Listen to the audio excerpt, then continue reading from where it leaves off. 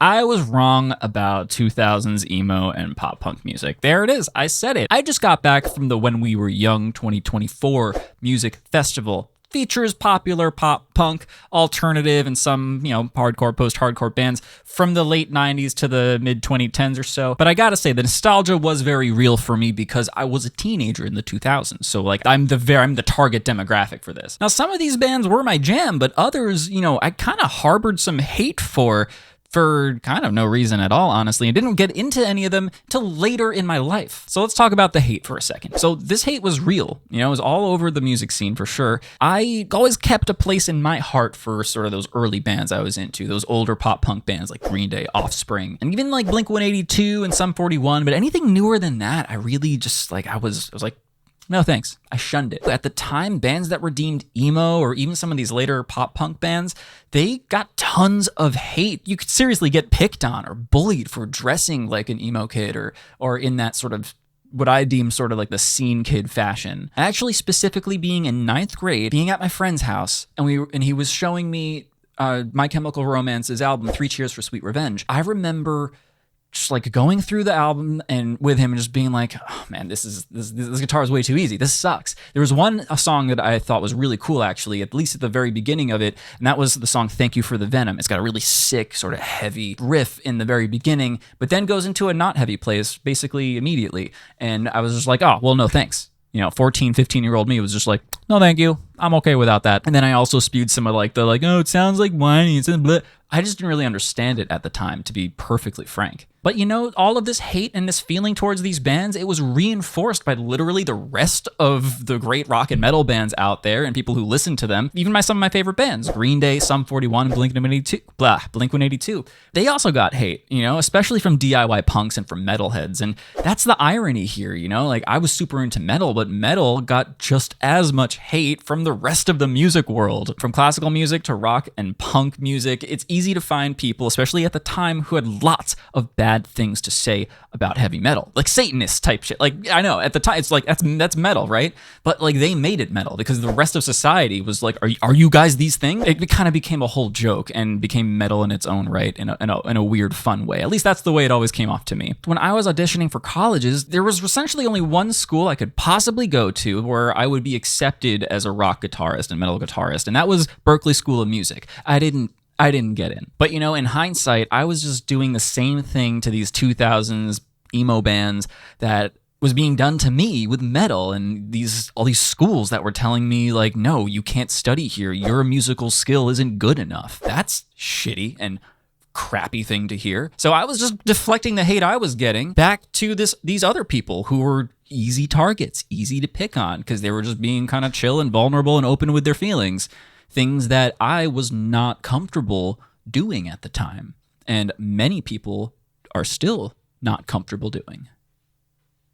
I don't know what my hands are doing right now. The truth is that shit is not cool anymore, at least not to me. It wasn't until my late 20s, truly, when I saw my now fiance's dating profile, it said that her brand was 2000s pop punk, which is true. It was actually that day. I was like, okay, sent a message.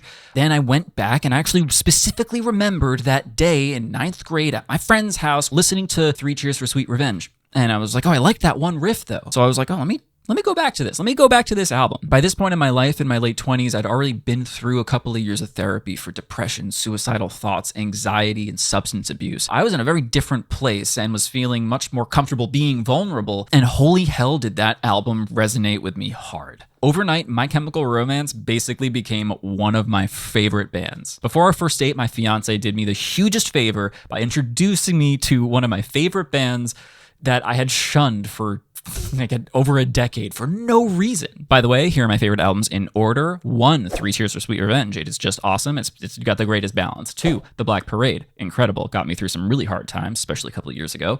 Number 3, Bullets. Yeah, I brought you Bullets. Absolutely. That's just a straight up hardcore album, you guys. I don't even know what you're talking about. And 4, Danger Days. 4 is Danger Days. Yeah. So I had gone through this whole journey, and now by that point, like I've seen MCR a couple of times, I've seen Fall Out Boy a couple of times. I saw all of these bands when we were young. Like I'm fully back in this and just like letting my 11, 12, 13-year-old self really enjoy this time and being into this music and rediscovering this music. And in that sense, I really want to talk about the energy there and sort of why this style of music is so unique and special unto itself and is seeing a resurgence, because it wasn't just people from my generation and who were, my peers or whatever that were at the concert and at the festival. There were a lot of young people there too. Everyone at the festival was really chill for the most part. I mean, there was some shade and drama. Like said some shit about like, we were the only ones that didn't break up. I can't. I don't even want to get into it. But like, it was pretty much just like shunned, right? It was just like, we're not here for drama. We're here to chill and see some of our favorite bands from back in the day and just be ourselves. I'd been to music festivals before. My whole life I've been to music festivals. This one really had a different vibe to it. And looking back now, it was just sort of a bigger version of what I'd experienced at previous shows that these bands had played. I mean this all in the best way too. Like it felt like we were all the weird kid.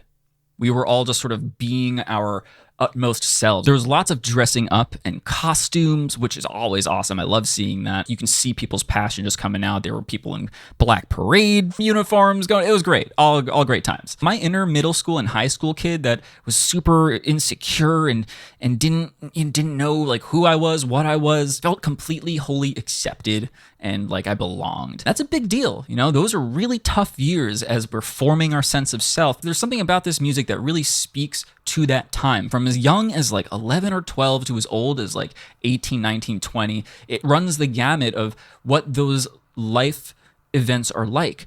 And now that these bands are older and we're older, their newer music is reflecting newer life journeys, which is continuing to resonate with the same audience. I, myself included. Foundations of Decay was dope, right? It really reminded me of the importance and the magic of live performances and the chemistry between the audience and the band. It's also about the culture and the context of the bands and the subgenre that's playing. And that's why the energy at these pop punk and emo band shows feel pretty different than at metal shows or really any other type of show. Part of this comes down to what makes this genre unique, and that a lot of that comes down to lyrical content. Lyrics in these genres tend to be about dark thoughts, self-loathing, depression, suicide, social anxiety and isolation, breakups, like real like life event things that can really tear us into our core on the inside, whether we want to admit it or not.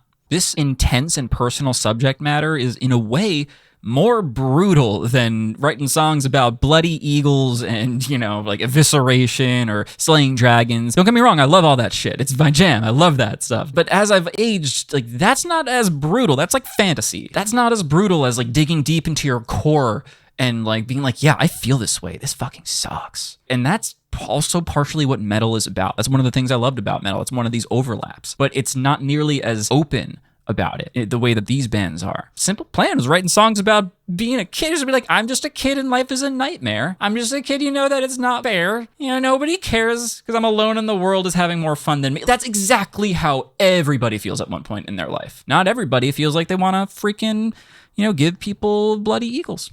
That's not as accessible. And that accessibility and that openness that the artists are displaying in their own vulnerability, this creates an intensely strong parasocial relationship to manifest between the band and the fan.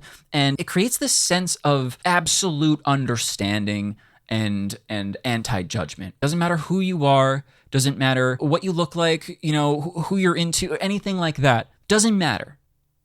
You're accepted. It really focuses on the human experience, and that connects everyone together. It's incredibly inclusive, and that's an amazing feeling to submit yourself to, because it takes a certain degree of vulnerability and submission to your own insecurities to be able to express and even enjoy that on a level. I bet you all you folks who also hated on this stuff, like myself back in the day and maybe even today, I bet that on some level you're just like, yeah, no, I get it. On some level, you like it.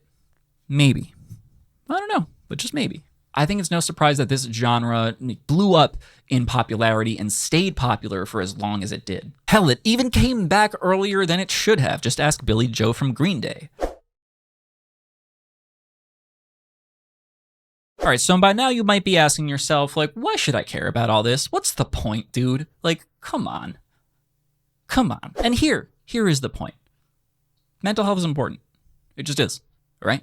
Especially if you're a creative type of person. Even if you're not doing that for your job, you can be playing guitar on the side, you can be writing songs on the side, you could be making art on the side, visual art, you could be making videos on YouTube like I'm doing right now. Like, you could be doing anything. And doing that requires a certain amount of vulnerability that you need to be able to be okay with. The lesson here is to let yourself like the music you like and allow yourself to enjoy it and be inspired by it. Don't let any of your pleasures be guilty. Own your likes and passions and be yourself unabashedly. As long as you don't hurt anyone else. Don't hurt people. Emotional, verbal, physical, none of that. Don't do that. Other than that, be yourself, man. Do whatever you want. Be into whatever you want. Don't let anybody tell you otherwise. Not just that, but invest in the community around your favorite bands and take part in the culture. That's especially important now where rock-based music just isn't really in the mainstream as much as it was. In order for bands to forge a path forward, it's really important for the fans to bring in support and just be like, hey, we're here for you, man. If anyone is talking trash about any style of music, they got some shit to work on, man. Like, that's like, they got some shit, some personal shit that they got to work on. That's a red flag, my dude. There's no need to yuck anybody's yum. Only someone who's really not cool with themselves and is super insecure is going to judge someone super harshly based on their musical preferences. I know. It's crazy. And I was that guy. And I know other people are that guy too. And I want us to be less of that guy. I'm a reformed that guy. An apologist that guy. Let's have less of that guy around so we can just enjoy the shit we're into. Can we just drop all this other shit? We don't need it. We don't need it. Let's just all drop it, right? We can just enjoy the shit we enjoy and then live our freaking lives because everything else is way harder than it needs to be anyway. This was/is a huge problem, especially in rock, punk, and metal music, and even intergenre. In the 80s, like, punks and metalheads were like kind of at war with each other. If you were at a punk show and you had long hair, you'd get beat through the shit out of you, and vice versa. If you were dressed like a punk at a metal show, you'd get the shit beat beat at. Yeah, shit has chilled down since then. I'm saying shit a lot. Things have chilled down since then for sure, but there's still some shittiness left over. There it is. There's still some shittiness left over that we got to work through. So why don't we just own it and just like what we like? And let other people like what they like. All right, that's all I got for you. You are released. If you didn't know before, I teach guitar and songwriting and, you know, and composition and stuff like that. So if you want to get better at playing guitar, especially rock and metal, that's in like improvising and songwriting. That's kind of my specialty. You should check out my free guide, my free training. I'll teach you how to master any guitar riff and play at the level of your favorite artists. All you got to do is go to justwritemusic.com. There's a link down in the doobly-doo. Thanks so much for being here, and don't forget to be awesome.